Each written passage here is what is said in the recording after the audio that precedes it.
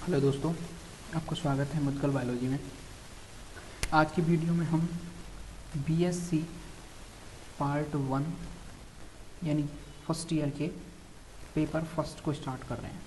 ठीक है, paper first की हम यूनिट फर्स्ट को स्टार्ट कर रहे हैं। एक्चुअली यूनिट फर्स्ट के अंदर जो यूनिट का नाम है वो है बायो डाइवर्सिटी। ठीक है, ये इसके अंदर मेन टॉपिक है। जो इसमें से क्वेश्चंस बनते हैं, बड़े वाले क्वेश्चंस, वो कुछ टोटल क्वेश्चन 3 या 4 क्वेश्चन बनते हैं। पहला क्वेश्चन बनता है आपका बायो डाइवर्सिटी के ऊपर। दूसरा क्वेश्चन बनता है आपका एडेप्टेशन के अंदर।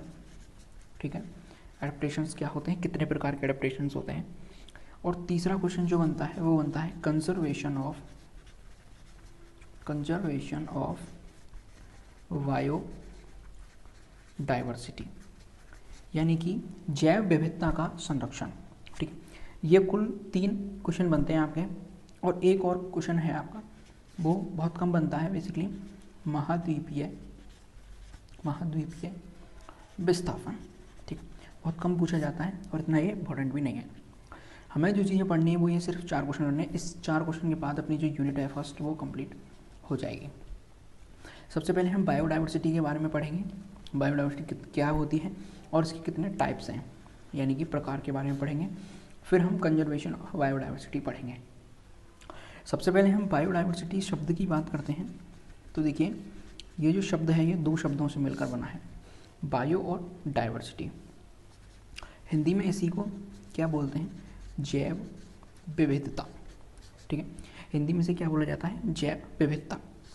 देखिए, विविधता को और हिंदी में यदि हम शॉर्ट आउट करें तो ये बनता है हिंदी में विभिन्नता। ठीक है, विभिन्नता का मतलब क्या है कि एक चीज़ दूसरी चीज़ से भिन्न है, यानी कि ये कोई और चीज़ है तो ये कोई और चीज़ है। अब वो भिन्नता आपकी आकार के आधार पर हो सकती है, ठीक है, भोजन के आधार पर हो सकती हैं, वो स्वभाव के आधार पर हो सकती हैं, वो आवास के आधार पर हो सकती हैं, कितनी भी प्रकार की वो विभिन्नताएं हो सकती हैं। तो विभिन्नता, हम विविधता शब्द हमारी समझ में आ गया है। अब हम जैव की बात करते हैं। तो जैव में आपके सजीव आते हैं। ठीक है, सजीव के अंदर आपके पादप भी आते हैं और आपके जंतु भी आते हैं। ठीक है, तो यदि हम इसको और सरल भाषा में बात करें तो ये क्या हो गया हमारे सामने, पादप या जंतु में पाई जाने वाली विभिन्नता क्या कहलाती है, जैव विविधता कहलाती है। ठीक है, तो इसकी जो परिभाषा है, तो इसकी जो डेफिनेशन है वो डेफिनेशन क्या बनी, देखिए, जैव विविधता जीवों के बीच पाई जाने वाली विभिन्नता है। ठीक है, ये बहुत सिंपल सी इसकी डेफिनेशन है, 1 नंबर में पूछी जा सकती है, तो ये इंपॉर्टेंट डेफिनेशन कहलाती है। जैव विविधता जीवों के बीच में पाई जाने वाली विभिन्नता है। जीव मैंने आपको बताया वो पादप भी हो सकते हैं और वो जीव जंतु भी हो सकते हैं। ठीक है, और हम बात करते हैं इसमें एक और इम्पॉर्टेंट पॉइंट की। तो जैव विविधता जो शब्द है, जैव विविधता शब्द, सबसे पहले जिस साइंटिस्ट ने इस शब्द को यूज़ में लिया उन साइंटिस्ट का नाम था वाल्टर जी और रासन। ठीक है, ये टाइम बात है 1985 की। 1985 के अंदर साइंटिस्ट हुए वाल्टर जी रासन। इन्होंने सबसे पहले जैव विविधता शब्द का यूज़ किया कि जीवों में जो भिन्नताएं पाई जा रही हैं उनको क्या कहेंगे, अपन जैव विविधता कहेंगे। अब देखिए क्या है, एक डेफिनेशन ये आई जैव विविधता की कि जीवों के बीच पाई जाने वाली विभिन्नता जैव विविधता कहलाती है। अब कई लोग इसको क्या है बहुत तरह से मॉडिफाई कर देते हैं। तो फिर जब साइंटिस्ट थे उन्होंने प्रॉब्लम क्रिएट करी कि कोई जैव विविधता कुछ और परिभाषा दे रहा है, कोई और परिभाषा दे रहा है। इसके निर्धारण के लिए एक टाइम आया 1992। ठीक है, 1992 के अंदर एक सम्मेलन होता है जिसका नाम है पृथ्वी सम्मेलन। ये जिस जगह पर हुआ पृथ्वी सम्मेलन वो है रियो डी जेनेरियो। ये जगह ब्राज़ील के अंदर है। ठीक, तो क्या है, ब्राज़ील के अंदर एक सम्मेलन हुआ, पृथ्वी सम्मेलन 1992 के अंदर। उसमें बहुत सारे साइंटिस्ट, वैज्ञानिक, जूलॉजिस्ट, बॉटनिस्ट एक जगह पर एकत्रित हुए और उन्होंने सम्मेलन के दौरान जब जैव विविधता पर कुछ बातचीत करना स्टार्ट किया तो उन्होंने एक मानक परिभाषा बनाई। ठीक है, मानक परिभाषा क्या होती है? मानक परिभाषा होती है कि सभी जगह जो परिभाषा मान्य हो उसे क्या कहेंगे? मानक परिभाषा कहते हैं। अब वो मानक परिभाषा क्या थी वो देखिए। मानक परिभाषा के अनुसार था जैव विविधता समस्त स्रोत, ठीक है, जैसे को मैं यहाँ लिख रहा हूँ, यथा अंतर क्षेत्रीय या स्थलीय या सागरीय, ठीक है, एवं अन्य जलीय पारिस्थितिक तंत्रों के जीवों के मध्य अंतर और साथ ही उन सभी पारिस्थितिक समूहों जिनके ये भाग हैं में पाई जाती है। तो ये जो डेफिनेशन थी ये सर्वमान्य डेफिनेशन है। अब देखिए एक बार इसको पढ़ते हैं फिर हम इसको समझने की कोशिश करते हैं। जैव विविधता क्या है? समस्त स्रोत का मतलब कोई अंतर क्षेत्रीय स्रोत हो, कोई स्थलीय स्रोत हो या कोई सागरीय स्रोत हो, एवं अन्य जलीय पारिस्थितिक तंत्रों के। अब देखिए अन्य जलीय पारिस्थितिक तंत्र यानी कि कोई जो जीव हैं वो चाहे अंतर क्षेत्र यानी कि दो अलग अलग क्षेत्रों में रह रहे हों, स्थल पर रह रहे हों, सागर में रह रहे हों या कोई अन्य जलीय पारिस्थितिक तंत्र में रह रहे हों, उन स्थानों पर रहने वाले जीवों के मध्य अंतर, ठीक है, दो जीव हैं, दो अलग अलग जगह पर रह रहे हैं, मान के चलिए सागर में ही दो अलग अलग जीव रह रहे हैं, तो उन दोनों के मध्य अंतर और साथ ही साथ उन सभी पारिस्थितिक समूह जिनके ये भाग हैं में पाई जाती है। तो क्या सिंपल निकल के आया हमारे बीच में कि दो जीवों के मध्य जैव विविधता पाई जाएगी जो कि अंतर क्षेत्रीय, स्थलीय, सागरीय एवं अन्य जलीय पारिस्थितिक तंत्रों में रह रहे हैं या फिर जिन पारिस्थितिक समूह में रह रहे हैं या जिनके वे भाग हैं उन सब में क्या पाई जाती है? जैव विविधता पाई जाती है। ये मानक परिभाषा है, ये इम्पोर्टेंट है, आप इसको लिख सकते हैं या फिर आप इसका स्क्रीनशॉट ले सकते हैं। अब देखिए एक और यहाँ पर इम्पोर्टेंट चीज़ क्या आती है? वो इम्पोर्टेंट चीज़ है कि जैव विविधता दिवस, ठीक है, और ये जैव विविधता दिवस कैसा है? विश्व लेवल का जैव विविधता दिवस है, यानी कि इंटरनेशनल बायोडाइवर्सिटी डे। कब मनाया जाता है? ये मनाया जाता है 22 मई को, ठीक है। ये क्वेश्चन आपके ऑब्जेक्टिव्स में पूछे जा सकते हैं और आपके कंपटीशन लेवल पर भी याद रखने के काम आएंगे ये क्वेश्चन। तो ये चीज़ें क्या थी? जैव विविधता के बारे में ये आपकी बेसिक नॉलेज थी। अब देखिए हमें क्या पढ़ना है? जैव विविधता के प्रकार। हमें जैव विविधता के प्रकार पढ़ने हैं, यानी कि जीवों में जो विभिन्नताएं पाई जा रही हैं उनके कौन कौन से प्रकार हैं। तो एक एक करके हम पढ़ते हैं। देखिए सबसे पहली जो प्रकार है वो आता है हमारे पास अनुकूलनों में विविधता या फिर अनुकूलनों में विभिन्नता। देखिए इसके अंदर हमें समझने वाली चीज़ वो क्या है कि देखिए कई स्थानों पर जीव रह रहे हैं, उनमें अनुकूलन हैं और उन अनुकूलनों के आधार पर भी वो जीव आपस में भिन्नताएं दर्शाते हैं। जैसे कि उदाहरण से समझते हैं पोलर बियर यानी ध्रुवीय भालू, ठीक है। ध्रुवीय भालू कहाँ रहता है? बर्फीले क्षेत्रों में रहता है, ठीक है। बर्फीले क्षेत्रों में रहने के लिए इसमें अनुकूलन पाए जाते हैं, ठीक है। दूसरे की बात करते हैं हम ऊँट। ऊँट क्या है? रेगिस्तान या मरुस्थलीय क्षेत्र में रहता है, वो वहाँ के लिए अनुकूलित है।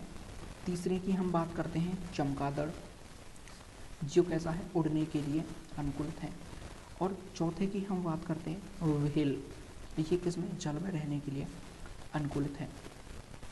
और चीता, शेर, ये कहाँ पर? खुले मैदानों में, खुले मैदान।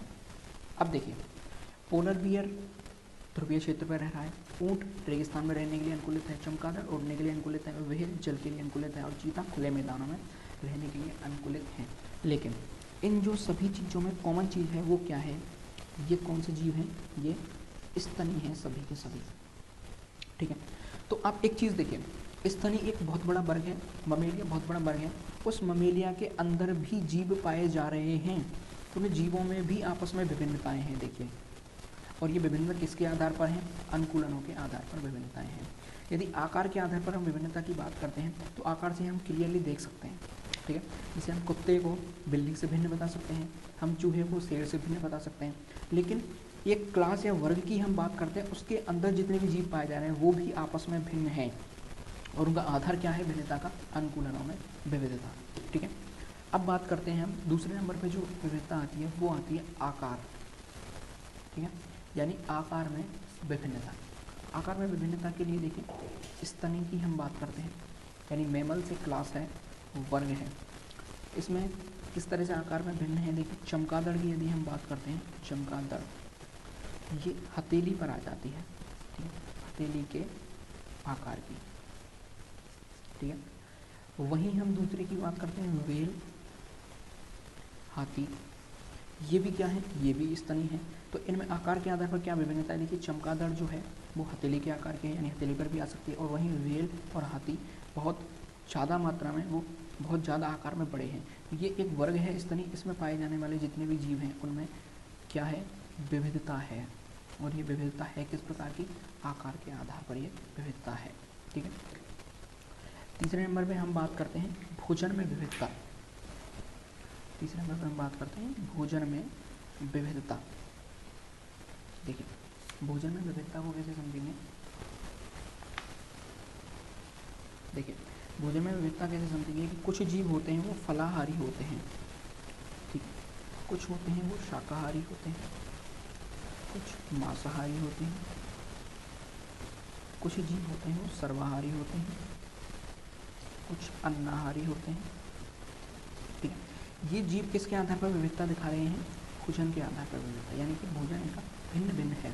जैसे फलाहारी जीव है कोयल, ठीक है, शाकाहारी है बकरी, मांसाहारी है शेर, सर्वाहारी है मानव, और अन्नाहारी है आपकी गौरैया, ठीक है। ये सब क्या है? आपस में भिन्नताएं दिखा रहे हैं, किसके आधार पर? भोजन के आधार पर भिन्नताएं दिखा रहे हैं, ठीक है।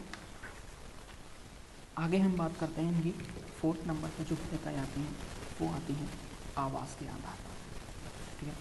अगली जो भिन्नता आएगी वो आएगी आवास के आधार पर।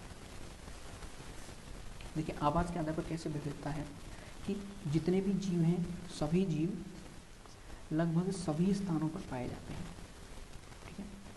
सभी जीव लगभग सभी स्थानों पर निवास करते हैं, जैसे गर्म झरने से लेकर ध्रुवीय क्षेत्रों में, ठीक है। ध्रुवीय क्षेत्र ये किसके आधार पर विविधता है? इनकी आवास के आधार पर, यानी कि एक पर्टिकुलर आवास की बात करें तो वहाँ पर भी जो जीव हैं वो भिन्न भिन्न आवासों में रहने वाले होते हैं। 5वें नंबर पे हम बात करते हैं प्ररूप या फिर रूप में विविधता कैसे होती है? देखें, रंग रूप में भिन्न जीव, ठीक है। कई जो जीव होते हैं वो रंग रूप में भिन्नता होती है, बहुत बेसिक सी बात है। जैसे कि कुछ जीव हैं वो पादपों जैसे दिखाई देते हैं, ठीक है, उनमें बाहर से देखते हैं तो वो पादपों जैसे दिखाई देते हैं, जैसे कि सीलंट्रेटा। सीलंट्रेटा में एक जीव है हाइड्रा। हाइड्रा को हम बाहर से देखते हैं तो वो पादप जैसा हमें दिखाई देता है, क्योंकि वो एक स्थानबद्ध जंतु है। स्थानबद्ध हाइड्रा को जब देखते हैं तो वो पादपों जैसा दिखाई देता है हमें, लेकिन वो है कौन? हकीकत में वो सीलंट्रेटा है। तो ये रंग रूप के आधार पर इनमें विविधता है या फिर भिन्नता है। इसका बहुत ही बढ़िया उदाहरण हम लेके चलते हैं एक। देखिए, मैं 3 यहाँ पर जातियाँ लिख रहा हूँ कुत्तों की। पूडल, ठीक है, दूसरा है जर्मन शेफर्ड तथा गोल्डन रिट्रीवर, ठीक है। पूडल, जर्मन शेफर्ड और गोल्डन रिट्रीवर, ये तीनों किसकी जातियाँ हैं? कुत्तों की जातियाँ हैं ये, ठीक है। तीनों की जातियाँ कुत्तों की जातियाँ, लेकिन ये तीनों कुत्ते ही कैसे हैं? अलग अलग हैं। तो ये रंग रूप में विविधता है, लेकिन एक ही वंश के, हम कहें क्लास के जंतु हैं, एक ही वर्ग के जंतु हैं। कुत्ता एक वर्ग है, क्लास है।